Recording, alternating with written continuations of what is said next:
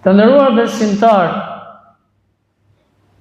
vazhdojmë sot me lejen e Zotit të rikthehemi historisë më të bukur. Pas një shkëputje disa javore, të flasim sërish për historinë e Muhamedit alayhi salatu wassalam, me një temë për të cilën kemi folur për 18 javë me radhë, ku kemi treguar se kush ishte Muhamedi alayhi salam, se ku lindi Muhamedi alayhi salam, se si e kaloi rininë e tij Muhamedi alayhi salatu wassalam. E pastaj u ndalëm të flasim për moshën 40 vjeçare, ku Muhamedit alayhi salam i erdhi shpallje nga ana e Zotit Gjithësisë. Allahu e përzgjolli dhe ja dha shpalljen Muhamedit alayhi salatu wassalam, duke parë Zoti i Gjithësisë te ky profet cilësitë larta, virtytet larta morale dhe edukative. Folëm për vështirësinë e madhe të cilën e kaloi Muhamedi alayhis salam në qytetin e tij, në Mekë, ku banorët e Mekës, të cilët nuk e adhuronin Allahun të vetëm, por i bënin shok Zotit, e torturonin Muhamedin alayhis salam, edhe shokët e Muhamedit alayhis salam, vetëm e vetëm pse ata adhuronin Allahun si të vetëm. Ti edhe unë, nëse sot ke kundërshtime në fenë tënde, mos u mërzit dhe mos u demoralizo, se Muhamedi alayhis salam dhe shokët e tij më së shumti kanë pas tortura dhe vuajtje, dhe sërish ata nuk u dorëzuan. Ti në momentin që bëhesh musliman, me plot kuptimin e fjalës, do të akuzojnë. Pikë pari të akuzon familja jote ndoshta. Të akuzon ndoshta baba dhe nona jote. Kur u bën ti me shku në xhami, ti ke bu atë, ke bu këtë. Mos u mërzit dhe vazhdoja rrugën e drejtë. Të akuzon shoqëria jote. Dhe ti u bëna. Kur u bëna ti me ne ke qenë, ke hënë, ke pi, ke shku, ke dal, e kështu me radhë. Mos u mërzit. Sepse Allahu i lartësuar thot tubu ila Allah, pendohuni tek Allah, dhe ty elhamdulillah ka ardhur udhëzimi, dhe ty elhamdulillah ka ardhur drejtimi në rrugën e drejtë. Prandaj mos u mërzit. Mos u mërzit, sepse vallahi billahi do të kesh përfitime të shumta. Do të kesh përfitime të shumta. Pejgamberi sallallahu alaihi wasallam me urdhrin e Zotit vendosi që të emigroj nga Mekka për në Medine, për një qytet tjetër, në të cilën do t'ju lejohej Muhamedit alayhis salam dhe shokëve të tij që ta adhuronin Allahun subhanahu wa taala ashtu siç duhet. Ta adhuronin Allahun subhanahu wa taala ashtu siç duhet. Dhe kështu pejgamberi sallallahu alaihi wasallam do të marri këtë nisëm kaq të madhe, që të largohet nga vendi i tij, duke i lënë gjitha, duke i lënë shtëpinë, duke i lënë pasurinë, duke i lënë dhe duke i braktis gjitha, vetëm e vetëm që ta kënaqte Allahun subhanahu wa taala. Kemi folur për emigrimin e Muhamedit alayhis salam dhe për vuajtjen e madhe të cilën e përjetoi Muhamedi alayhis salam dhe shokët e tij. Arrin Muhamedi alayhis salam në qytetin e bekuar në Medinë. Arrin Muhamedi alayhi salatu wassalam në Medinë. Së bashku me deven e tij mbi të cilën kishte hipur duke udhëtuar ditë edhe natë. Arrin në këtë qytet të bekuar dhe njerëzit dolën që ta prisnin me një dëshirë të madhe që të ishin ata mysafirët e parë të cilët do të aftonin Muhamedit alayhis salam në shtëpitë e tyre. Mirë po pejgamberi alayhi salatu wassalam ju drejtohet atyre duke ju thënë: lëreni deven të lirë. Lëreni deven të lirë, sepse ajo është urdhëruar ku do të ndalë. Ajo është urdhëruar ku do të ndalë. Landi me fut pak të efesh.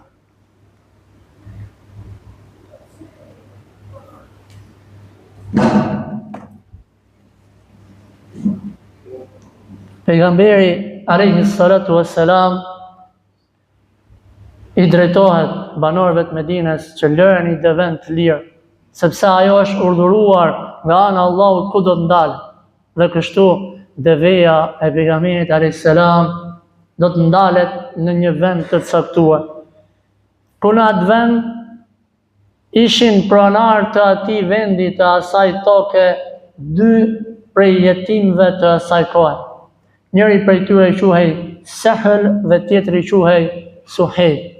Ndalet deveja në tokën e këtyre 2 jetimëve e pejgamberi alayhi salatu wassalam, i cili ishte pejgamber i drejtësisë, kurse si nuk mundet që t'ju bënte pa drejtësi këtyre 2 jetimëve dhe duke i parë ata si jetim, t'ja merrte tokën me të padrejtë. Ashtu si kurse për fat keq ndodh sot në vendin tonë, ku ta marrin tokën me të padrejtë, të afërmit e tu, ta marrin tokën me të padrejtë, pushtetarët e tuj, duke të shtyp e duke të nënçmu, edhe pse ti ke të drejtë.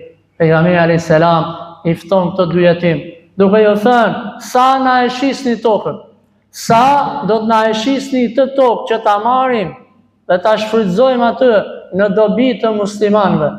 I thojnë, oj dërguari i Zotit, në vërtet jemi jetim dhe vërtet nuk kemi shumë pasuri, por ne me lejen e Zotit këtë tokë do ta japim në rrugt të Zotit. Këtë tokë do ta japim për hir të Zotit dhe nuk duam asnjë lloj shpërblimi, asnjë lloj vlere monetare për këtë tokë. A përfitoi pejgamberi alayhis salam nga ky rast?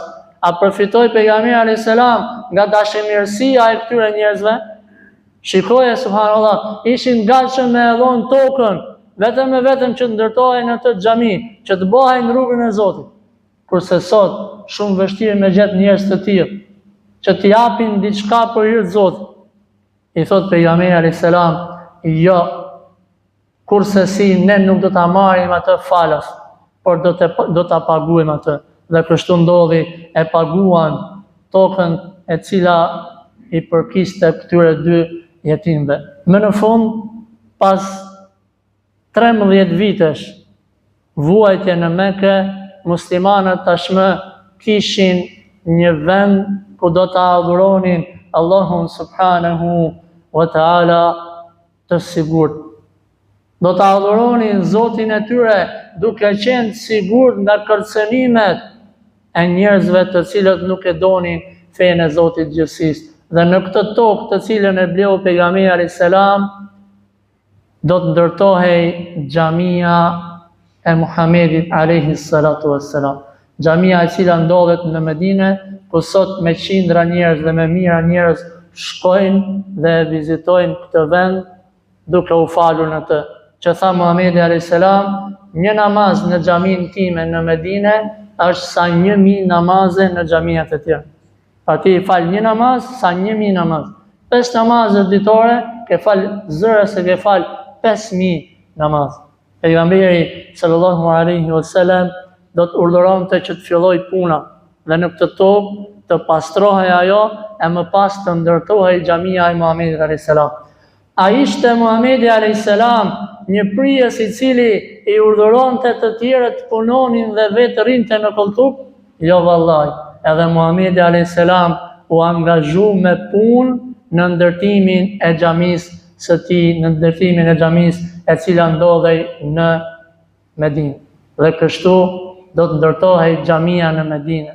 Xhamia, një vend me vlera të mëdha, një vend në të cilën bashkohen muslimanët, një vend në të cilën muslimanët mblidhen që ta adhurojnë Zotin e tyre.